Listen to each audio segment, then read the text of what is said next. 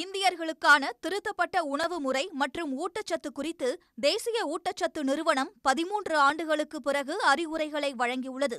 அதில் rock salt, pink salt, Himalayan salt, வழக்கமாக உணவுக்கு பயன்படுத்தப்படும் கல்லுப்பு, அயோடின் உப்பு மற்றும் பல பெயர்களில் விற்கப்படும் உப்பு அனைத்தும் ஒரே தன்மையை கொண்டவைதான் என தெரிவிக்கப்பட்டுள்ளது.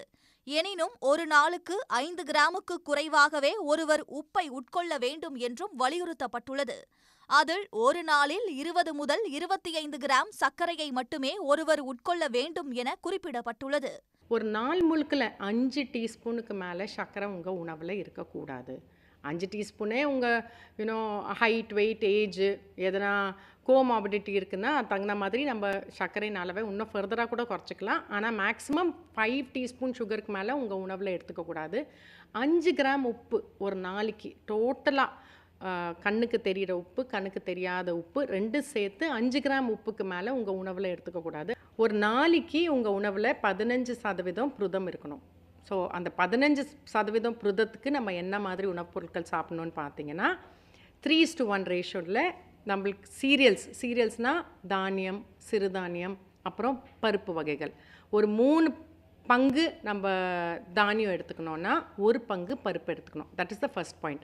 2வது பாயிண்ட், அசைவ உணவில் நீங்கள் ஒரு 85 கிராம்ஸ் வரைக்கும் நீங்கள் முட்டையாக இருக்கட்டும், கோழியாக இருக்கட்டும் எடுத்துக்கலாம். மேலும் சமையலுக்கு பயன்படுத்தும் எண்ணெயின் அளவை குறைத்து தேவையான கொழுப்பு சத்தை பாதாம் உள்ளிட்ட நட்ஸ் வகைகள், எண்ணெய் விதைகள், கடல் உணவுகள் மூலம் பெற வேண்டும் என தெரிவிக்கப்பட்டுள்ளது.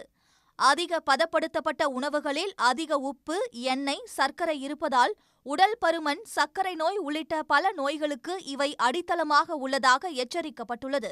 புரத சத்துக்காக தனியாக எடுக்கப்படும் புரத பவுடர்களில் கூடுதல் சர்க்கரை, கலோரி இல்லாத இனிப்புகள், செயற்கை சுவையூட்டி சேர்க்கப்பட்டிருக்க வாய்ப்பு அதிகம் என்பதால் அவற்றை தினமும் உட்கொள்வது ஆரோக்கியமானதாக இருக்காது என்றும் விஞ்ஞானிகள் எச்சரித்துள்ளனர். புரோட்டீன் பவுடர்களை விட பளு தூக்குதல் உள்ளிட்ட உடற்பயிற்சியின் மூலமே அதிக பலன்கள் கிடைப்பதாகவும் தெரிவிக்கப்பட்டுள்ளது.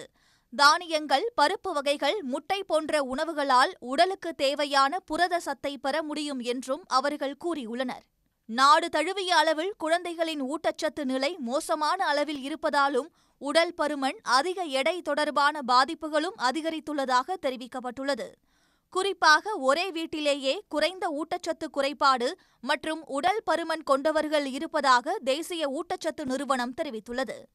இரத்த சோகை மிகப்பெரிய பிரச்சனையாக தொடர்வதாகவும் தெரிவிக்கப்பட்டுள்ளது. உடனுக்குடன் செய்திகளை தெரிந்து கொள்ள சன் நியூஸ் பெல் ஐகானை கிளிக் பண்ணுங்க.